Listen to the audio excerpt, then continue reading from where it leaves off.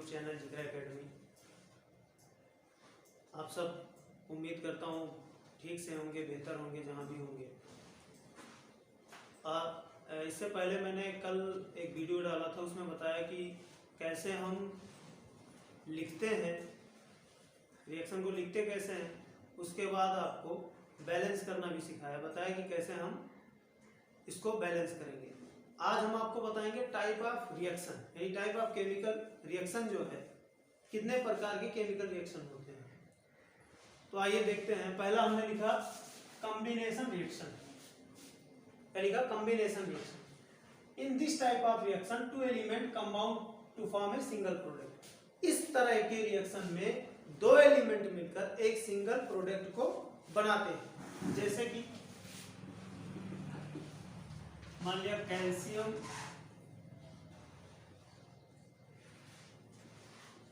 Calcium oxide को हम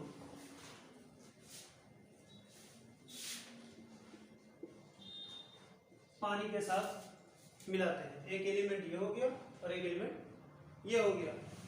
अब ये हमारा जो तैयार होगा वो हो जाएगा CaOH का, यानी ये हमारा कैल्शियम हाइड्रोक्साइड मिला। दो एलिमेंट यहाँ पे मिले और यहाँ पर एक सिंगल प्रोडक्ट बना। इस तरीके के रिएक्शन को हम कॉम्बिनेशन रिएक्शन कहते हैं। एक एग्जांपल और देखते हैं। से कार्बन को ले लेते हैं ऑक्सीजन के साथ, तो यह हमारा बन जाएगा CO2 यानी कार्बन डाइऑक्साइड। कार्बन ऑक्सीजन के साथ मिलकर कार्बन डाइऑक्साइड बनाता है। तो इस तरीके के जितने भी रिएक्शन होंगे वो कॉम्बिनेशन रिएक्शन में आएंगे। अब देखते हैं दूसरा, देखते हैं डीकंपोजिशन रिएक्शन। डीकंपोजिशन में आपको पता होगा टूटना।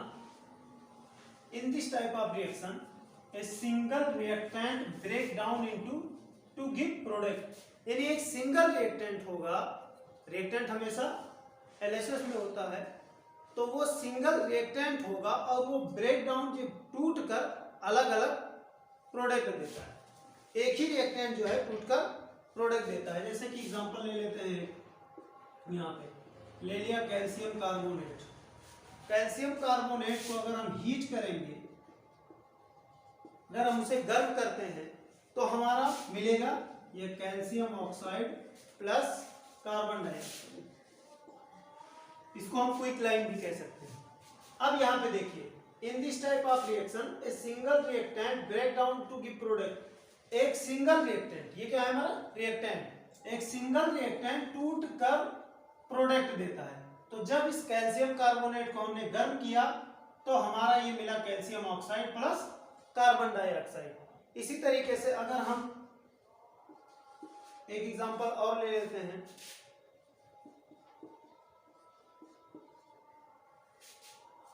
इसे भी हम हीट करेंगे।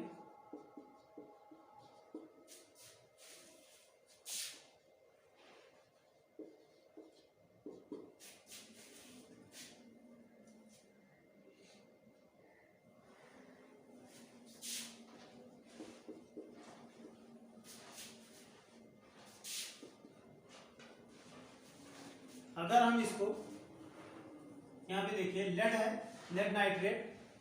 अगर हम इसको गर्म करेंगे तो lead oxide plus nitrogen oxide plus oxygen. एक सिंगल रिएक्टेंट को जब हमने ब्रेक किया तो हमें ये अलग अलग प्रोडक्ट मिले।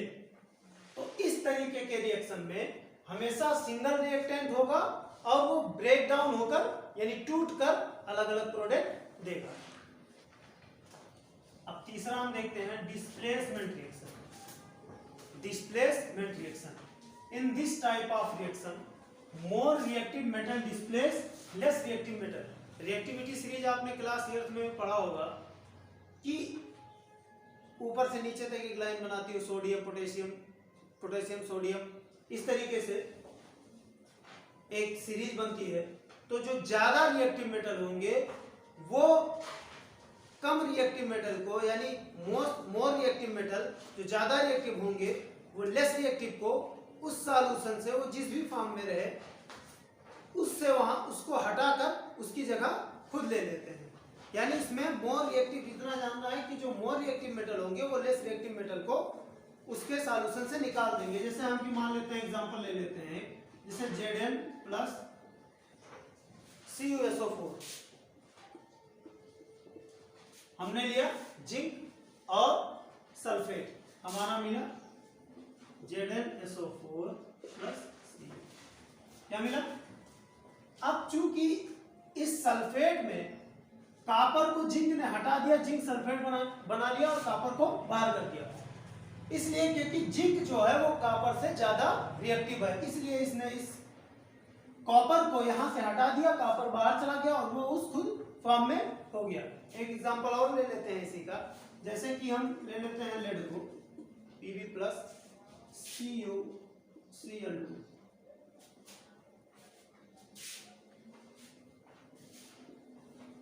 प्लस ये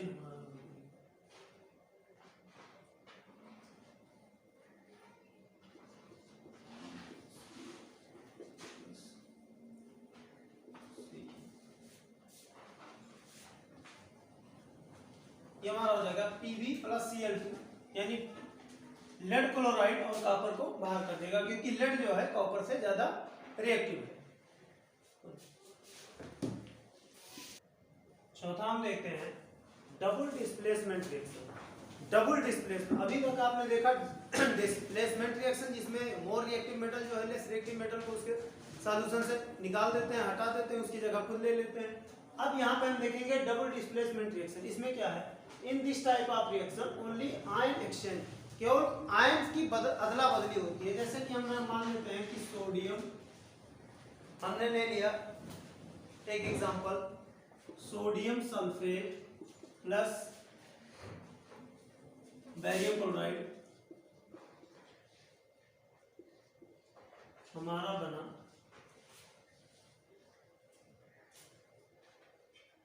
बैरियम सल्फेट प्लस 2NaC। देखिए यहां पर ये सोडियम सल्फेट है, बैरियम क्लोराइड, यहां पे सिर्फ आयन का की अदला बदली होगी। ये इससे ये प्लस में है, ये माइनस में है, ये प्लस में है, ये माइनस में है। दोनों ने अपने आयन को सिर्फ बदलकर बैरियम सल्फेट हो गया और ये सोडियम क्लोराइड हो गया। इसी तरीके से डबल डिस्प्लेसमेंट रिएक्शन में केवल जो है आयन की अदला बदली होगी।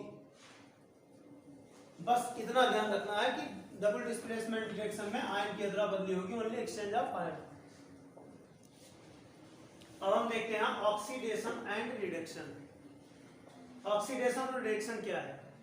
If substance gain oxygen during reaction, अगर कोई पदार्थ रिएक्शन के दौरान ऑक्सीजन को लेता है, it is said to be oxidise, तो वो ऑक्सीडाइज होगा, यानी ऑक्सीजन को लेता है यानी ऑक्सीडेशन होगा। If substance lose oxygen during reaction, it is said to be reduce, अगर कोई पदार्थ रिएक्शन के दौरान ऑक्सीजन को लूज करता है यानी छोड़ता है, खोता है, तो उस समय ये रिडक्शन होगा। बताते हैं आपको, जैसे कि कॉपर ऑक्साइड है, उसमें हमने H2, इसको हम हीट करेंगे कॉपर ऑक्साइड को, हमारा मिलेगा कॉपर प्लस H2। अब यहां से हम देख लेते हैं कि ये जो है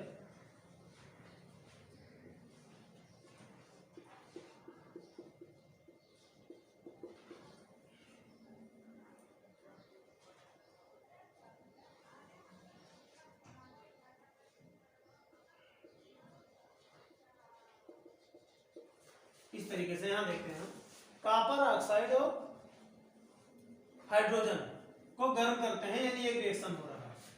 अब यहाँ पे देखिए कि ये हाइड्रोजन ऑक्सीजन के साथ मिलकर वाटर फॉर्म में हो गया, यानी इस हाइड्रोजन ने इस कॉपर के ऑक्सीजन को लिया है, इसलिए ये ऑक्सीडेशन होगा।